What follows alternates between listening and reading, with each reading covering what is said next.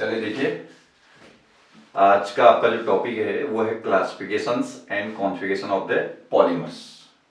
ठीक है, तो पॉलीमर्स को डिफाइन करने के लिए आपका वेरियस टाइप्स के जो आपके क्लासिफिकेशंस हैं उनमें आते हैं वन बाय वन। देखिए, पहला क्लासिफिकेशन है भी आपका पॉलीमर्स को दो कैटेगरी में डिवाइड करते हैं। एक होता है आपके नेचुरल पॉलीमर्स और दूसरे होते हैं आपके सिंथेटिक पॉलीमर्स। ठीक है, किसके बेसिस पे? अब कोई भी क्लासिफिकेशन देंगे तो क्लासिफिकेशन का एक पर्टिकुलर बेसिस होगा जिसके अकॉर्डिंग आप पॉलीमर्स को कैटेगराइज करेंगे। जैसे हमने यहाँ पे कहा पॉलीमर्स दो टाइप का, तो नेचर ऑफ सोर्स के अकॉर्डिंग जहां से आपका ये पॉलीमर्स आपको ऑब्टेन हो सकता है उसके अकॉर्डिंग पॉलीमर्स को हम दो कैटेगरी में डिवाइड करते हैं। नेचुरल पॉलीमर्स होते हैं आपका कोई भी ऐसा पॉलीमर जो कि आपका नेचुरल सोर्सेज से गेन होता है, जैसे आपका नेचुरल रबर इसका सबसे अच्छा एग्जाम्पल होता है। ठीक है, वो नेचुरल पॉलीमर। और ऐसे जितने आपके पॉलीसेकेराइड्स होते हैं, पॉलीसेकेराइड्स देखें ना, जैसे आपका ग्लाइकोजन है, स्टार्च जिसको एमाइलोज या एमाइलोपेक्टिन जो भी आप कहते हैं, या आपका सेलुलोज है, वो सारे क्या हैं? Natural polymers. ठीक है, और सिंथेटिक पॉलीमर्स होता है कोई भी ऐसे पॉलीमर्स जो कि लेबोरेटरी के अंदर केमिकल मेथड्स के थ्रू आपका सिंथेसाइज किया जाता है या जनरेट किया जाता है, ऐसे पॉलीमर्स को हम कहते हैं सिंथेटिक पॉलीमर्स। लाइक आप चाहें तो इसका एग्जांपल जितने दुनिया भर के आपके पॉलीइथाइलिन, पॉलीविनाइल क्लोराइड या आपका टेफ्लॉन, दुनिया भर का आपका जो पॉलीमर्स है वो सब आपका कौन सा है? Synthetic polymers. ठीक है ना। देन सेकंड क्लासिफिकेशन भी आपका इसके अकॉर्डिंग पॉलीमर्स को फर्दर 3 डिफरेंट टाइप में हम डिवाइड करते हैं। इसके अकॉर्डिंग 3 टाइप का होता है पॉलीमर्स। ठीक है ना, दूसरे क्लासिफिकेशन के अकॉर्डिंग। पहला टाइप ये कहलाता है आपका लीनियर पॉलीमर। दूसरा होता है आपका ब्रांच्ड पॉलीमर और तीसरा होता है आपका क्रॉस लिंक्ड पॉलीमर। ठीक है, लीनियर पॉलीमर होता है कोई भी ऐसा पॉलीमर जिसके अंदर आपका मोनोमरिक यूनिट आपस में जुड़ करके लीनियर क्या है? चेन फैशन पे आपके पॉलीमरिक क्या है? चेन का फॉर्मेशन होगा जो भी कहते हैं, तो इनको क्या है? लीनियर। ये दिख रहा है, एक पूरी क्या है? लीनियर फैशन पे आपका चेन क्रिएट हो रहा है पॉलीमर का। ये स्ट्रक्चरल बेसिस पे कह सकते हैं इस क्लासिफिकेशन को। ये क्या था? सोर्स के बेसिस पे कि कहां से आपको गेन हो रहा है पॉलीमर, उसके अकॉर्डिंग 2 टाइप का कहा हमने। और स्ट्रक्चरल बेसिस पे 3 डिफरेंट टाइप का, जहां पे मोनोमरिक यूनिट जुड़ करके एक लीनियर चेन क्रिएट करेंगे तो वो लीनियर पॉलीमर हो गया। जहां पे आपका एक पर्टिकुलर लीनियर चेन होगा उसमें आपका वेरियस मोनोमर्स क्या करते हैं? एक सर्टेन नंबर पे आपस में जुड़ करके है डिफरेंट एक्सटेंट का आपका या डिफरेंट लेंथ का आप क्या करते हैं? साइड चेन क्रिएट करते हैं, तो ये कहलाता है, या ब्रांचेस क्रिएट करते हैं तो वो कहलाता है आपका ब्रांच्ड पॉलीमर। ठीक है, और तीसरा होता है क्रॉस लिंक्ड, जहां पे लीनियर पॉलीमरिक चेन होंगी लेकिन ये लीनियर पॉलीमरिक चेन एक दूसरे के साथ क्या करते हैं? ऐसे क्रॉस लिंक्ड फॉर्म में आपका जुड़े हुए रहते हैं, बाइंडेड रहते हैं, तो वो कहलाता है आपके कौन से? Cross linked polymers. ठीक है, लीनियर पॉलीमर का आप एग्जांपल देखें तो पॉलीइथाइलिन कह सकते हैं, पॉलीविनाइल क्लोराइड्स कह सकते हैं। ब्रांच्ड पॉलीमर जो होता है आपका, इसका सबसे अच्छा एग्जांपल होता है आपका स्टार्च होता है ना, स्टार्च पॉलीसेकेराइड। स्टार्च 2 कंपोनेंट का कॉम्बिनेशन है, एमाइलोज एंड एमाइलोपेक्टिन। उसमें से जो एमाइलोपेक्टिन होता है वो आपका ब्रांच्ड पॉलीमर होता है, और एमाइलोज जो होता है वो आपका क्या होता है? लीनियर होता है। जैसे 20% के आसपास एमाइलोज प्रेजेंट होता है स्टार्च में, 80% एमाइलोपेक्टिन होता है, तो उसका एमाइलोपेक्टिन का क्या है? जो कंपोनेंट होता है वो एक तरह का ब्रांच्ड पॉलीमर होता है। ठीक है, देन तीसरा था cross linked polymer. Cross linked polymer का सबसे अच्छा एग्जांपल आपका बेकेलाइट। ठीक है, बेकेलाइट देखा ना, फिनॉल को हम फॉर्मल्डिहाइड के साथ रिएक्शन करते हैं तो वहां से आपका जो क्रॉस लिंक्ड पॉलीमर बनता है वो कहलाता है आपका बेकेलाइट। तो ये हो गया भी आपका दूसरा क्लासिफिकेशन किसके अकॉर्डिंग?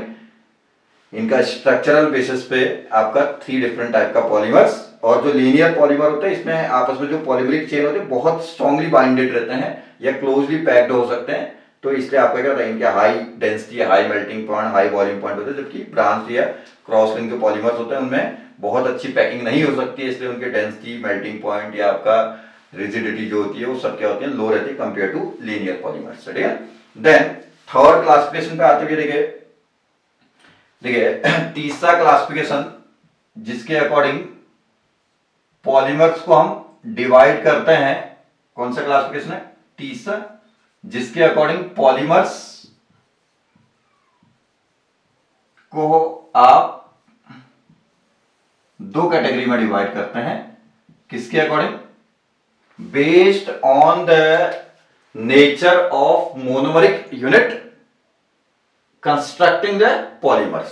ठीक है, जो मोनोमर स्मॉलर यूनिट जो होते हैं जो आपस में बाइंड करके पॉलीमर क्रिएट करते हैं, उन मोनोमरिक यूनिट का नेचर कैसा है उसके अकॉर्डिंग आपका पॉलीमर्स को 2 टाइप में डिवाइड करते हैं। These are known as homo polymer and co polymer. ठीक है, होमो पॉलीमर होते हैं आपका कोई भी ऐसा पॉलीमर जहां पर सारे के सारे मोनोमरिक यूनिट्स आइडेंटिकल होंगे। जैसा आपने पॉलीविनाइल क्लोराइड बनाया तो सारे विनाइल क्लोराइड के मॉलिक्यूल आपस में लिंक करके क्या है, पॉलीविनाइल क्लोराइड पीवीसी जिसको हम कहते हैं वो कंस्ट्रक्ट होगा, तो वो होगा होमोपॉलीमर्स। ऐसे पॉली इथाइलिन बनाया तो इथाइलिन के लार्ज नंबर ऑफ यूनिट्स आपस में बाइंड किए रिपीटेड फैशन पे, तो वो आपका क्या है, कोपॉलीमर है। और सॉरी होमोपॉलीमर। कोपॉलीमर वो जहां पे मोर देन 1 टाइप के आपके मोनोमर्स आपस में बाइंड करके क्या करते हैं, पॉलीमर का कंस्ट्रक्शन करते हैं। These are known as copolymers. ठीक है, जैसे नाइलॉन 66 है तो उसमें आपका एक मोनोमर क्या होता है, ये होता है ना नाइलॉन 66, आपको याद होगा तो NH2 CH2 C whole 6 NH2 1,6 diamino आपका हेक्सेन, या ये कैसा है, हेक्सामिथाइलिन डाई एमीन कह दो इसको।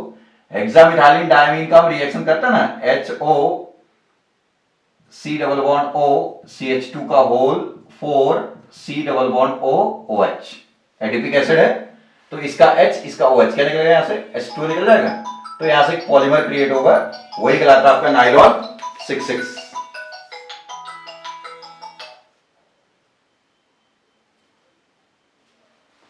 ठीक है, तो यहां पे 6 कार्बन कंटेनिंग एक मोनोमर है, 6 कार्बन कंटेनिंग दूसरा मोनोमर है, तो बनने वाला जो आपका पॉलीमर होगा उसमें 2 डिफरेंट टाइप के मोनोमर प्रेजेंट होंगे रिपीटिंग यूनिट के अंदर, इसलिए आपका क्या होगा, इसको कहते हैं हम कौन सा, जैसे रिपीटिंग बनाएंगे तो इसका H इसका OH जाएगा, H2 इसका H जाएगा यहां से, तो ये आपका CH2 का होल 6 NH CO CH2 का होल 6 CO, ये हो गया ना, इसका होल N, तो ये रिपीटिंग यूनिट के अंदर 2 डिफरेंट मोनोमर्स आपको दिख रहे हैं, तो ये कहलाता है आपका कौन सा, copolymer nylon 66।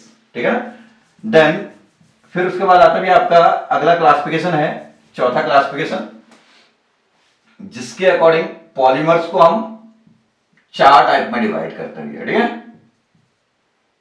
Polymers are divided into 4 different category. क्या क्या है जरा सुनिएगा। ठीक है ना, पहला होता है आपका इलास्टोमर्स, दूसरा होता है फाइबर, तीसरा होता है थर्मो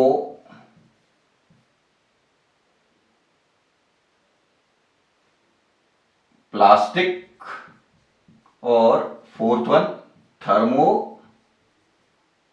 सेटिंग पॉलीमर। ठीक है, तो देखिए ये जो क्लासिफिकेशन है, ये क्लासिफिकेशन होता है कि आपका जो पॉलीमरिक चेन है, जैसे एक इंडिविजुअल पॉलीमरिक चेन है, दूसरी चेन है, तो 2 पॉलीमरिक चेन के बीच में कैसा इंटरेक्शन है, उस इंटरेक्शन के नेचर के अकॉर्डिंग पॉलीमर्स को हम कितने कैटेगरी में डिवाइड किए, 4 कैटेगरी में। ठीक है, किसके अकॉर्डिंग, पहला क्लासिफिकेशन किसके अकॉर्डिंग का, नेचर ऑफ सोर्स के अकॉर्डिंग, कि वो नेचुरल सोर्स से मिल रहा है या लेबोरेटरी के अंदर सिंथेसाइज करना पड़ रहा है, तो उसके अकॉर्डिंग। दूसरा क्या था, स्ट्रक्चरल बेसिस पे थ्री डिफरेंट टाइप का काम नहीं। देन उसके बाद मोनोमरिक यूनिट कैसे हैं पॉलीमर के अंदर, उसके अकॉर्डिंग होमो एंड कोपॉलीमर दो टाइप का हो गया। देन फोर्थ वन क्या, पॉलीमरिक चेन के बीच में इंटरेक्शन कैसा है, उसके अकॉर्डिंग आपका, उस इंटरेक्शन के नेचर के अकॉर्डिंग आपका पॉलीमर्स फोर टाइप का, elastomers, fibres, thermoplastic and thermosetting polymers. ठीक है, इलास्टोमर्स होता है ऐसे सारे पॉलीमर्स जहां पे पॉलीमरिक चेन्स के बीच में आपका वीकेस्ट नेचर का आपका इंटरमोलिकुलर फोर्स होता है, जैसे आप कह सकते हैं लंदन फोर्स होता है, तो उनको कहा जाता है आपका इलास्टोमर्स। ठीक है ना। फाइबर्स होते हैं जहां पे पॉलीमरिक चेन्स के बीच में आपका स्ट्रॉन्गेस्ट नेचर का इंटरमोलिकुलर फोर्स होता है, ये ध्यान रखिएगा। इसमें वीकेस्ट नेचर का intermolecular force between the polymeric chain, इस वाले में आपका क्या है, वीकेस्ट नेचर, और यहाँ स्ट्रॉन्गेस्ट नेचर का क्या है, इंटरमोलिकुलर फोर्स।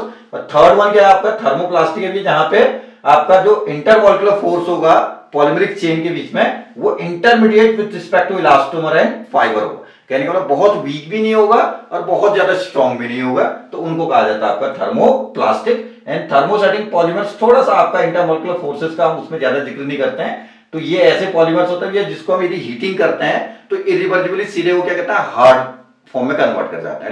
जैसे कोई भी सब्सटेंस है उसको हम हीट करेंगे तो पहले लिक्विफाइड होगा, फिर उसके बाद आपका क्या होगा, उसको हम क्या है कूलिंग करेंगे तो हार्ड होगा, लेकिन ये सीधे आपका क्या कहते हैं आपका हीटिंग करने पर सीधे आपका कहता है हार्ड हो जाता है इरिवर्सिबली। इरिवर्सिबली मतलब दोबारा से आप उसको अपने ओरिजिनल फॉर्म में रिटेन नहीं कर सकते हैं, तो इनको कहा जाता है थर्मोसेटिंग पॉलीमर। कभी पूछता है थर्मोप्लास्टिक और थर्मोसेटिंग में डिफरेंस क्या होता है, तो ये यदि हम हीटिंग करते हैं तो सॉफ्ट होते हैं पहले, फिर कूल करने के बाद फिर हार्ड होते हैं, और यदि हम क्या कहते हैं थर्मोसेटिंग पॉलीमर्स में जाते हैं तो डायरेक्ट हीट करने पे क्या होता है सॉलिडिफाई हो जाते हैं और इरिवर्सिबली है, दोबारा से अपने ओरिजिनल फॉर्म को रिटेन करने की एबिलिटी नहीं रहती है इनके अंदर। These are known as thermosetting polymers. ठीक है, तो ये चार डिफरेंट टाइप के जो क्लासिफिकेशन हो, तो छोटे छोटे क्लासिफिकेशन है, एक बड़ा क्लासिफिकेशन होगा इसमें जो मेन क्लासिफिकेशन है उस पे आते हैं। तो ये चार डिफरेंट टाइप का को समझते हैं कि आपको समझ में आ गया होगा। इजी क्लासिफिकेशन से कोई बड़ी चीज नहीं है, तो आप लोअर लेवल पे भी आप पढ़े होंगे, तो इसलिए इस पे ज्यादा हम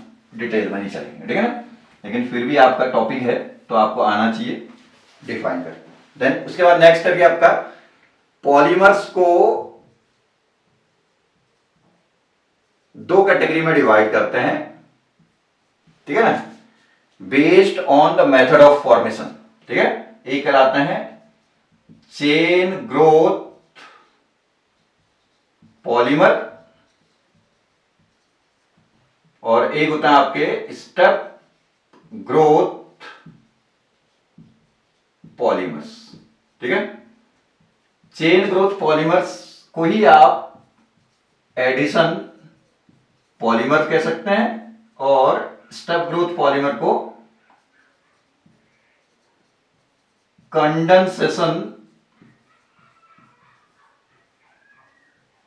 पॉलीमर कह सकते हैं। ठीक है, अब क्या होता है चेन ग्रोथ पॉलीमर, क्या होता है स्टेप ग्रोथ पॉलीमर, जरा सुनिएगा इसको। ठीक है ना, जैसे सपोज आपका ये है CH2 डबल बॉन्ड CHCl है, इसके n नंबर ऑफ यूनिट्स को आपस में आपने H2O2 एंड HNO की प्रेजेंस में आपने क्या किया पॉलीमराइज किया, तो यहां से क्रिएट होता है CH2CHCl होल n।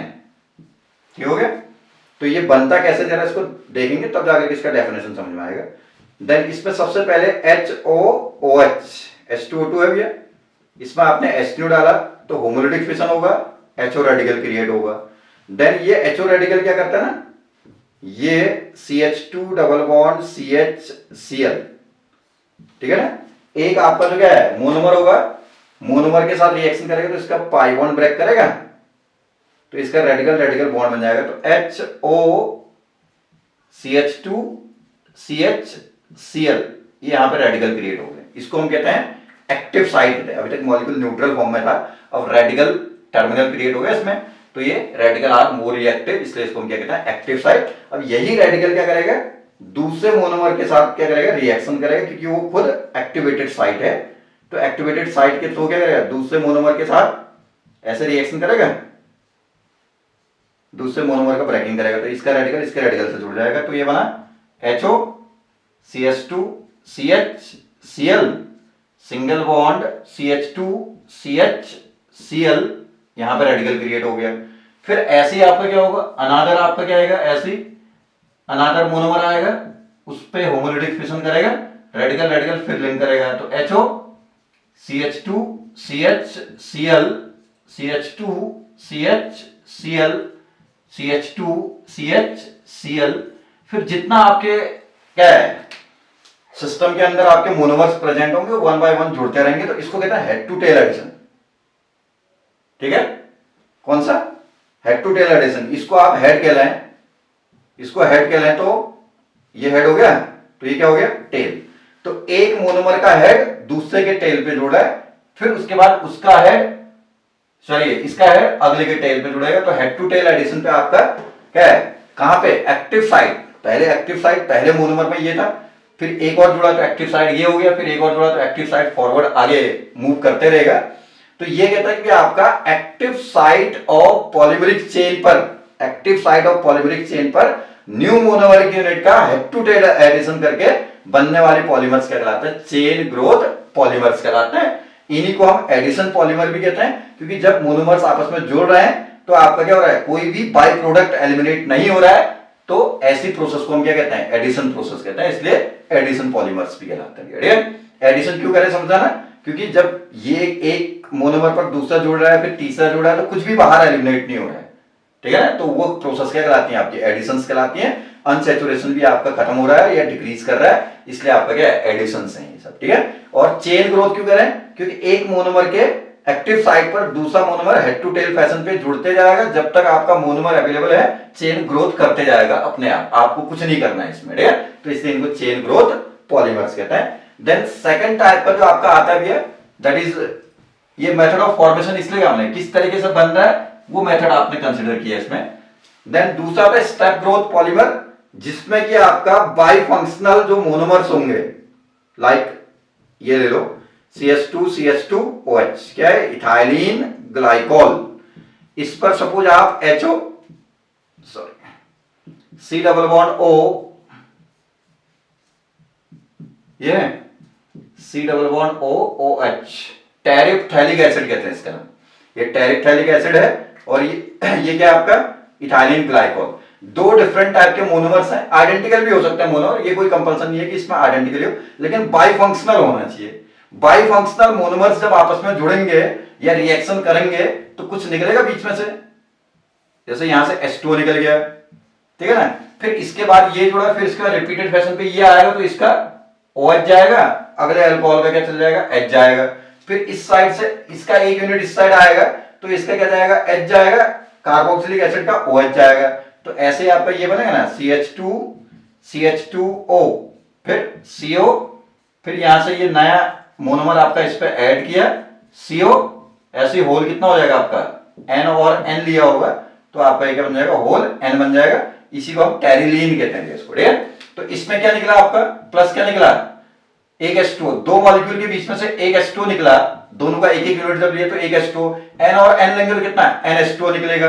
तो आपका इसमें बाई प्रोडक्ट निकल रहा है पॉलीमर के साथ साथ बाई प्रोडक्ट, लाइक कहीं H2O, कहीं HX, कहीं ROH निकल सकता है, कहीं अमोनिया निकल सकती है।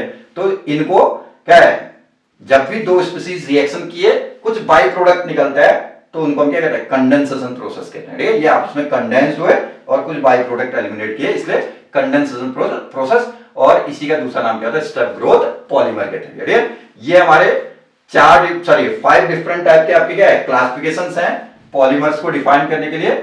और ये ध्यान रखना, स्टेप ग्रोथ पॉलीमर में बाई फंक्शनल मोनोमर का होना कंपलसरी है, वो आपस में कंडेंस करते हैं तो उनके कंडेंसेशन से पॉलीमर क्रिएट होता है with the elimination of smaller unit like H2, HX, जो भी आपका अमोनिया जो भी निकलेगा, इसलिए उनको हम कंडेंसेशन पॉलीमराइजेशन प्रोसेस भी कहते हैं। ठीक है, देन उसके बाद फिर देखिए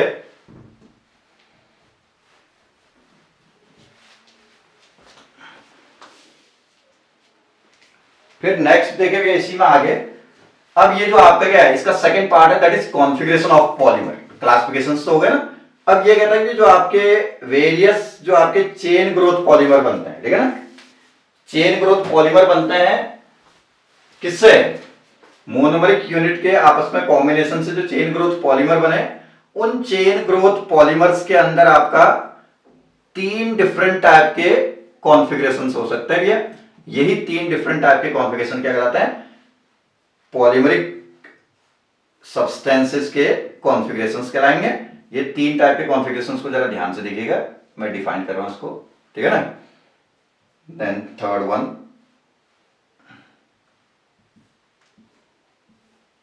ये सपोज आपका कोई मोनो सब्स्टिट्यूटेड है, ये है ना, CH2 double bond CH Z है, इसको हटाओ यहां से, ठीक है ना। देखिए CH2 double bond CH Z है, जैसे Z की वैल्यू आपने क्या रखा, Z की वैल्यू आपने क्लोरीन रखा तो विनाइल क्लोराइड हो गया, Z की वैल्यू CN रख लो एक्रोनाइट्राइल होता है, ठीक है। और Z की वैल्यू बेंजीन रिंग रख लो, फेनिल रख लो तो स्टाइरीन हो जाता है, ठीक है। तो आपका डिफरेंट टाइप जो मोनो सब्स्टिट्यूटेड इथाइलिन डेरिवेटिव है, ये क्या हुए, मोनो सब्स्टिट्यूटेड इथाइलिन डेरिवेटिव, इसके लार्ज नंबर ऑफ यूनिट के कॉम्बिनेशन से क्या बनेगा आपका CHZ होल N, तो पॉलीमर क्रिएट हुआ। इस पॉलीमर में मैं कॉन्फ़िगरेशन दिखा रहा हूं, देखिए। तो ये तो ये है CH2 है, यहां पे C, एक Z है, एक H है, ठीक है ना।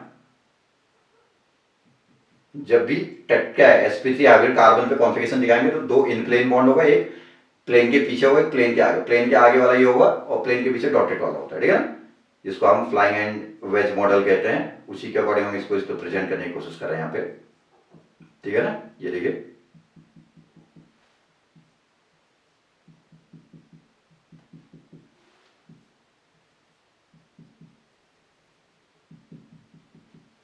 ठीक है ना। और चलिए पहले मैं इनके पिक्चर आपको रिप्रेजेंट करके दिखाता हूँ तो आपको इजी हो जाएगा। बहुत इजी टॉपिक है, टॉपिक्स को मिस नहीं करना है, ठीक है ना।